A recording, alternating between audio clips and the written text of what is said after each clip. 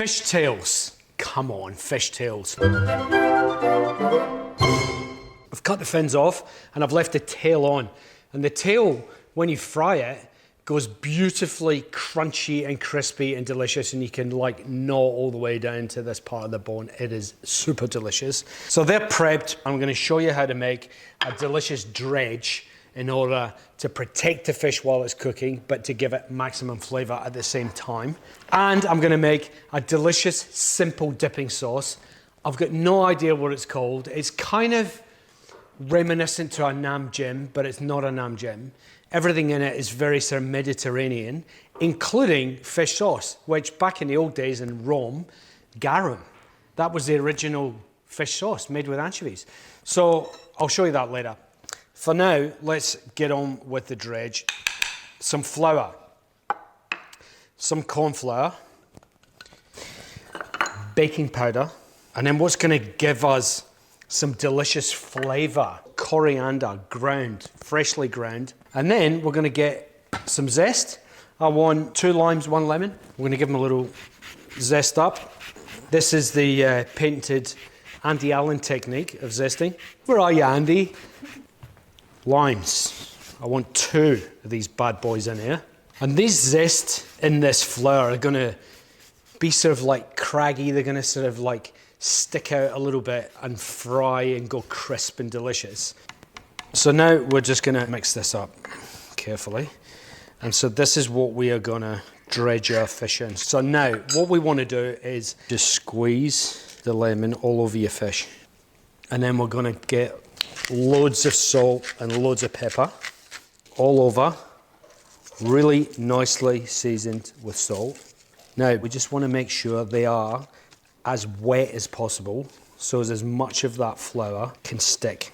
And just like we do with fried chicken, the more of those little bits of claggy sort of clumped flour there are, the more delicious this is going to be. And it can just sit in the flour and absorb all the liquid and make them as dry as possible, and then you're going to have a super crunchy fish. So I'm going to leave them there while I start making the dressing. So I'm going to use a tiny amount of garlic. We're going to puree it, because I don't like lumps of garlic. I want tomato. And we're going to squeeze the juice of it into a bowl. There we go. And I just want to do a little bit of old school tomato dice. Who would have thought, huh? Beautiful. I want to do a whole lemon juice into a bowl.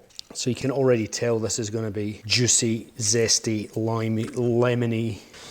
Okay, next, honey. So this is going to add sweetness. So there's about 20 mils. And fish sauce.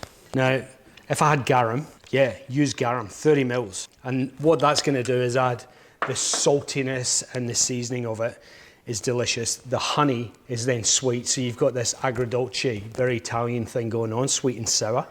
That's what's happening inside that bowl as we speak. And now I want to bring the heat into this. I want it to be hot. Your choice of chili. I'm going to use one of these long red guys. The reason I'm using one of these is because there's a volume of dice, which is going to look beautiful.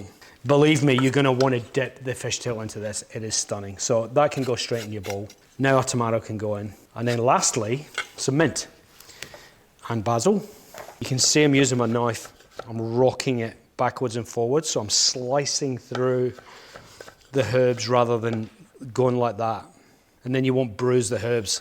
If you bruise the herbs, you get a weird flavor, man. It's like a dull, oxidized, nasty herb flavor. Whereas if you slice them, you get a beautiful, fresh, zingy flavor. Plus you get the joy of the aroma.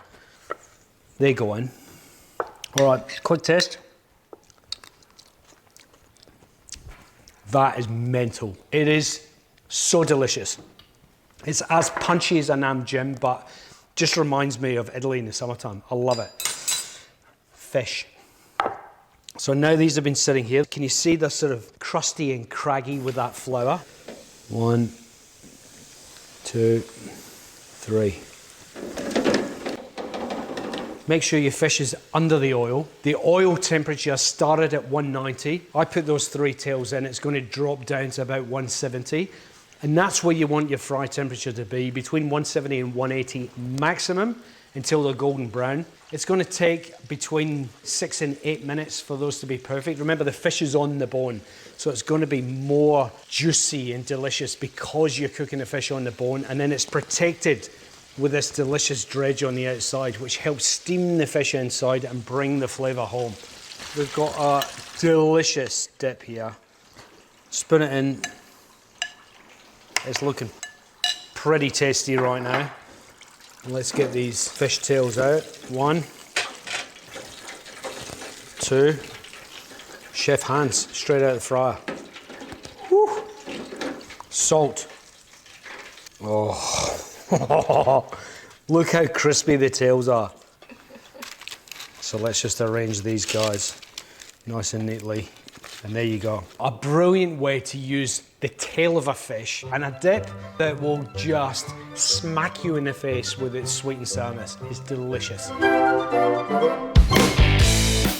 Thanks for watching, and if you liked that, please click subscribe because there's plenty more where that came from. Also, if there's a recipe that you actually want to see me make, chuck it in the comments below and we'll get around to it.